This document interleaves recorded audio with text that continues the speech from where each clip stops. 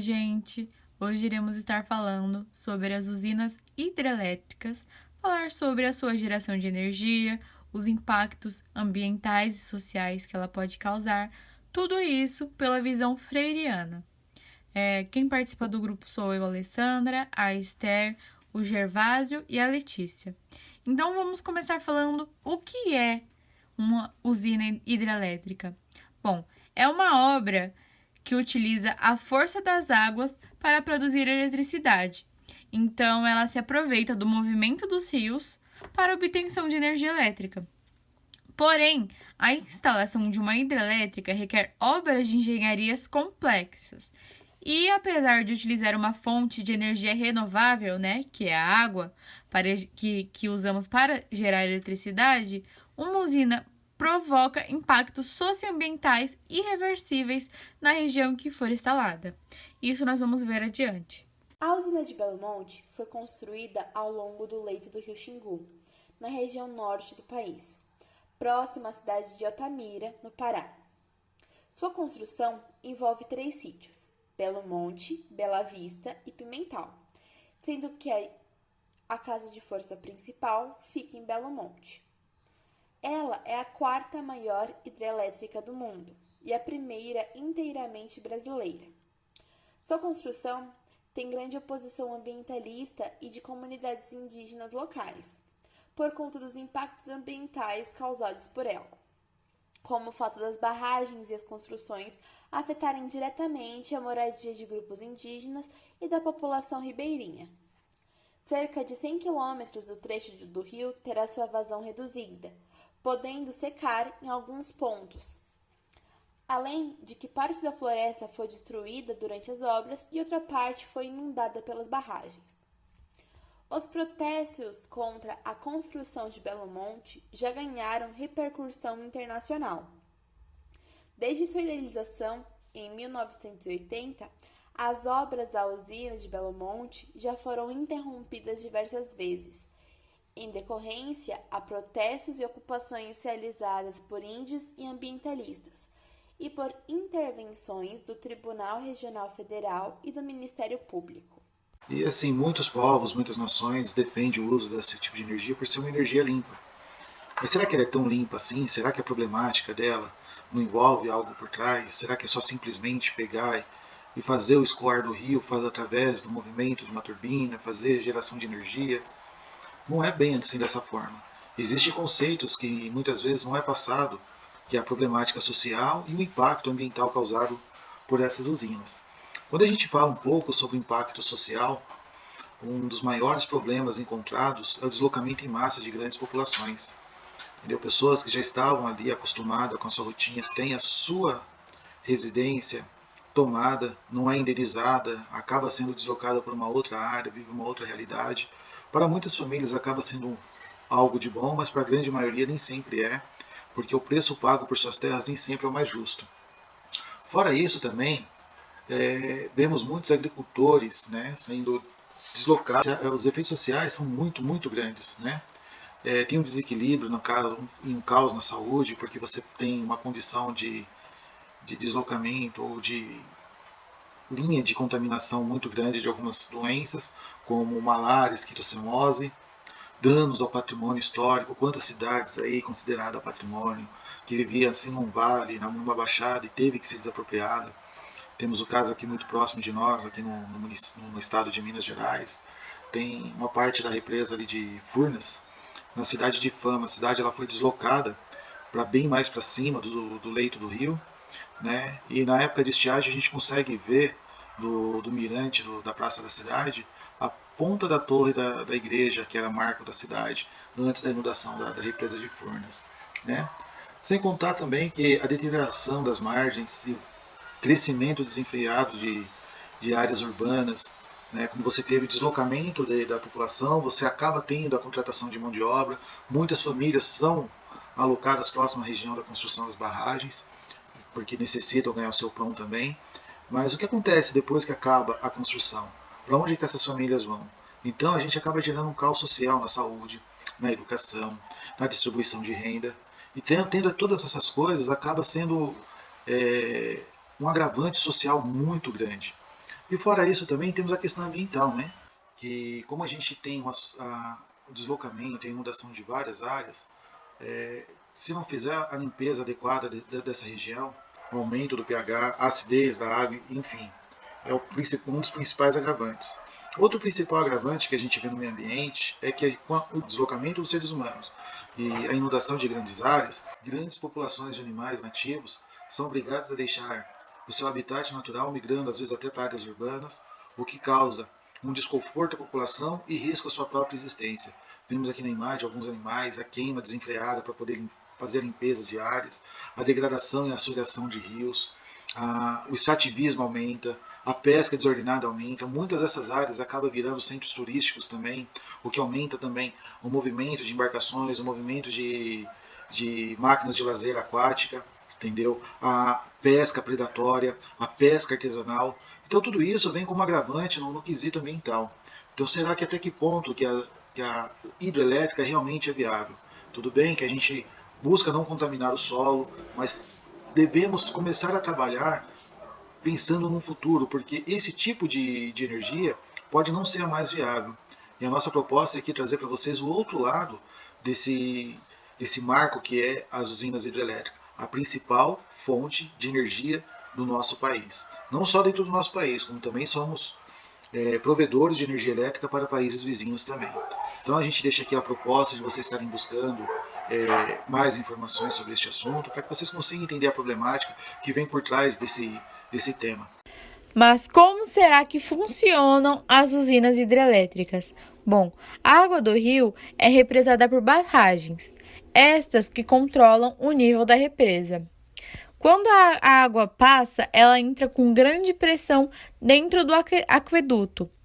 E ela entra com pressão por causa do desnível que está essa obra. A água que passa, ela acaba movimentando as turbinas. E este movimento transforma a energia potencial em mecânica. Após isso, elas passam para o gerador, que acionado é capaz de transformar a energia mecânica em energia elétrica. Depois, os transformadores aumentam a tensão desta energia, permitindo que ela possa viajar pelos fluxos de transmissão e chegar aos estabelecimentos que precisam de energia elétrica. Vale ressaltar que a tensão ela acaba sendo alternada dependendo do estabelecimento que ela vai estar. E após passar pelas turbinas, a água é restituída ao leito natural do rio, pelo canal de fuga. Bom, agora a gente vai falar um pouco sobre o custo da energia hidrelétrica. A gente já sabe, né, que a energia elétrica ela é um insumo que está presente em todas as nossas atividades diárias, né? E também ela é de extrema importância, né, para o desenvolvimento sociológico do nosso país e de qualquer outro. Porém, a questão da composição da conta de luz, né, que todos nós cidadãos pagamos, ela é um pouco complexa e pouquíssimas pessoas realmente entendem e compreendem essa questão, compreendem o que estão pagando, como é feito o cálculo da nossa conta de luz. Nesse caso, agora a gente vai entrar em questão sobre como funciona o setor elétrico brasileiro, né, exclusivamente o do Brasil. A energia, né, da fonte hidrelétrica, que é a que nós trabalhamos, ela é proveniente de represas, né? Também já sabemos disso.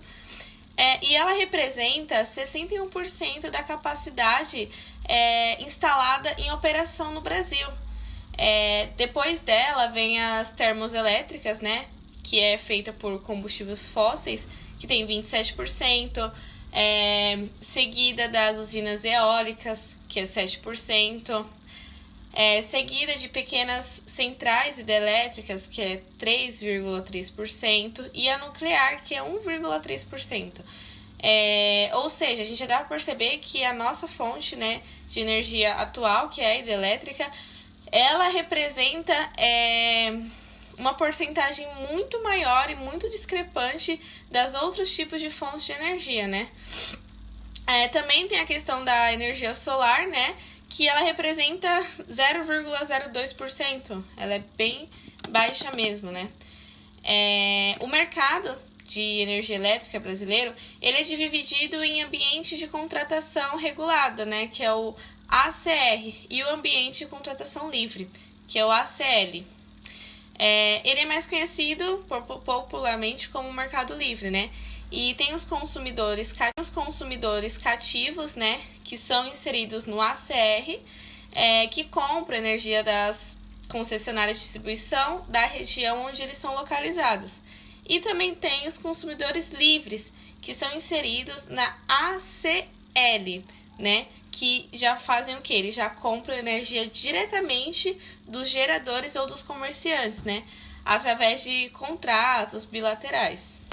Outro ponto que é válido ressaltar é sobre o porquê da tarifa de energia elétrica ser diferente em cada estado, visto que isso é algo muito vago para a maioria das pessoas. Até a entrada da Lei em Vigor, de número 8.631, a tarifa de energia ela era única para todo o Brasil. Até então, que veio a Lei de 8.987 e ela fixou a tarifa por concessionária, né, e iniciou a regulação por incentivos, onde ocorria o quê? As distribuidoras elas eram mais incentivadas a ser mais eficazes. Então, desse jeito, as características de cada área, tais como os números de consumidores, quantidade de energia distribuída a partir de uma mesma infraestrutura, a extensão de redes de distribuição por cada empresa e o custo de energia, né, comprado pelas próprias distribuidoras, elas passaram a ser consideradas nas revisões tarifárias. E o que ocorre? Além disso tudo, também é levado em consideração as taxas de iluminação pública, né, e os impostos, que também não são iguais em todos os estados. Então, isso explica o porquê dessa discrepância, né, da tarifa de energia elétrica por estado. Além de inúmeros pontos, também tem uma questão muito importante que é os impostos, que eles são diferentes também em cada estado e eles também são incluídos. Agora, para ter mais noção disso e se aprofundar um pouco mais, a gente vai falar um pouco sobre como é composto o custo da energia elétrica da sua própria residência, né? A gente saiu de algo mais amplo, né, que era em relação aos estados, e agora a gente foi para algo mais pequeno, que é em relação às próprias residências. O cálculo da tarifa elétrica, ela considera 3 pontos, que são 3 pontos de custos, que são quais? O custo da energia gerada, transmissão e distribuição, fora os encargos setoriais, né? E, o custo da energia elétrica gerada, ela é adquirida pelas distribuidoras, né, em determinados leilões públicos que são regulados. Esses custos, eles são acalados na chamada tarifa de energia, que é a famosa TE, e eles são repassados aos consumidores.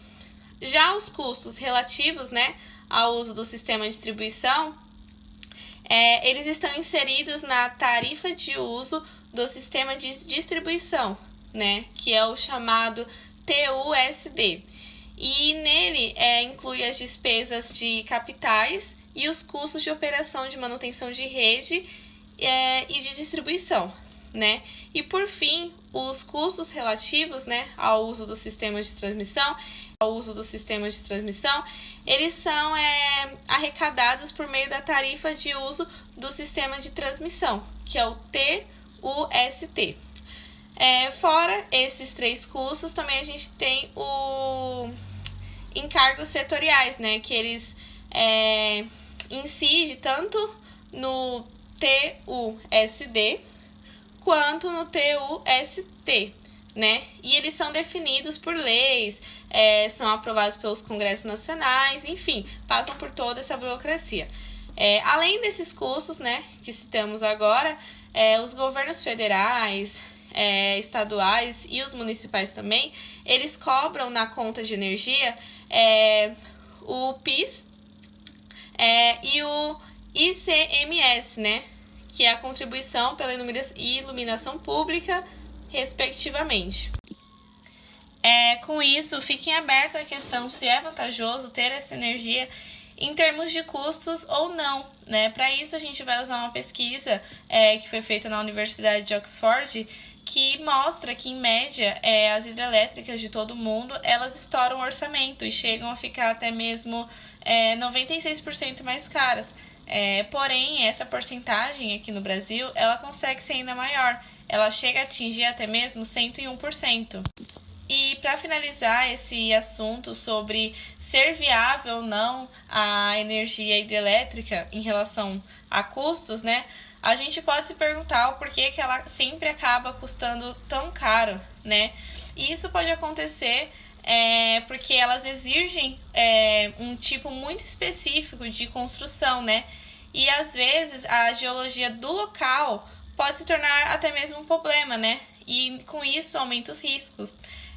Em alguns países, né, desenvolvidos, no caso, a dependência de maquinários importados, ela também costuma aumentar os gastos, né, com máquinas potentes, que são mais caras, que vêm de fora. Isso tudo tem um custo financeiro e quando colocado no papel final, ela sempre acaba sendo mais cara, se não até mesmo o dobro do que o previsto. Muito obrigada pela atenção e caso queiram entender um pouco mais sobre a situação de Monte Belo, recomendamos o vídeo na descrição.